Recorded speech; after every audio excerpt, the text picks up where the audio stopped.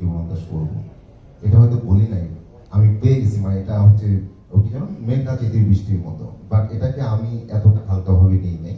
আমি চেষ্টা করে গেছি, এটা হতে পারে যে আমার সামর্থ্য কম, আমার ভাবনার জায়গায় আরো বেশি যদি আমি উজ্জ্বল ভাইয়ের মতো গবেষণা করতে পারতাম এটা আরো অনেক জায়গায় যেত, বাট উজ্জ্বল ভাই হ্যাপি।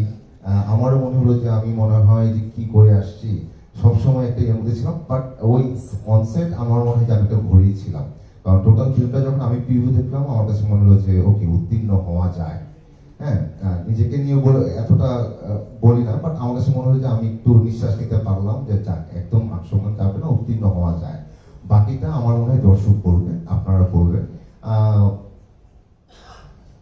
আই থিঙ্ক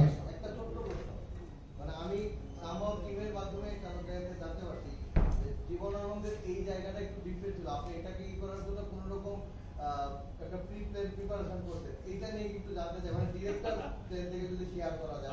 অলরেডি আমাদের এখান থেকে আসছে, এটা সিনেমা হলে দেখতে হবে। আমরা তো হ্যাঁ ওইটাই না করলে এত এটা বলি, আমি বলি যে সবসময় তো আমরা খুবই আমাদের মেকআপ বা সব কেমিক্যাল টাইপের কিছু, মানে এটা খুবই প্রাকৃতিক ভাবে করা আর কি, প্রকৃতির সাহায্য নেই আর কি।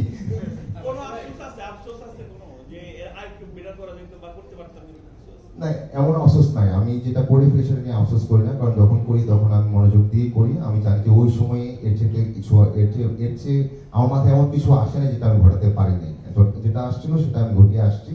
আফসোস করে আসলে কোনো লাভ হয় না, সামনে আরো চেষ্টা করে যাব। আই থিঙ্ক যে এটা আমি খুব ভালোবেসে এই চরিত্রটা করা, খুব আমার প্রিয় গুরুকে অনেক রেসপেক্ট নিয়ে এটা করা, এবং আমার ডেডিকেশন আমি বলবো যে আমার ছিল যতটুকু, বাট সংশয় ছিল একটা জায়গায় আমরা এটা দীর্ঘ সময় যাবৎ শুট করা, প্রায় বছর 1.5 বছর। তো আমাদের 32 দিন শুট ছিল, এটা অনেক অ্যাপ দিয়ে, কারণ আমাদের অনেক লোকেশন ছিল, লোকেশনগুলো অনেক সময় নানা জটিলতায় আমরা মিস করছিলাম, আবার আবেদন করা, আবার অনুমতির জন্য অপেক্ষা করা, আবার সেটে যাওয়া, এবং আমাদের উজ্জ্বল ভাই তো ভীষণ খুঁতখুঁতে মানুষ, তো উনি দেখা গেলো যে সব অ্যারেঞ্জ করে ফেললেন। তারপরে মনে হচ্ছে আর্টের এই ব্যাপারটা ঠিকঠাক লাগছে না, আমি এটা আবার করবো, আবার অপেক্ষা করো।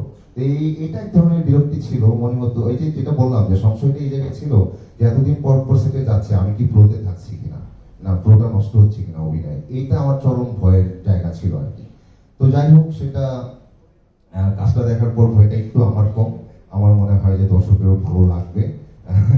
দর্শকের মধ্যে অনেক জল্পনা কল্পনা আছে কতটুকু গেল, তো সেটা আসলে সিনেমাটা রিলিজ হোক, সবাই দেখি। আর একটা কনফিডেন্স সবসময় কাজ করে যে আমাদের কাজটা খুবই ভালো এবং খুবই ভালো হলো। এবং আমি তো সিনেমাটা দেখার শেষে আমি ভাইকে স্যালুটই জানাইলাম যে ভাই স্যালুট, আপনার ফিল্ম হয়ে গেছে আর কি, আপনার ফিল্ম হয়ে গেছে আর কি। আমরা একজন ডিরেক্টরকে স্মরণ করতে আমরা একটা 2টা 3টা ফিল্ম বা একটা ফিল্ম দিয়ে স্মরণ করতে পারি, তো আমার মনে হয় উজ্জ্বল ভাই সেই ফিল্মটা হয়ে গেছে, এবং সামনে যা পাবো সেসব আমরা বোনাস পাবো।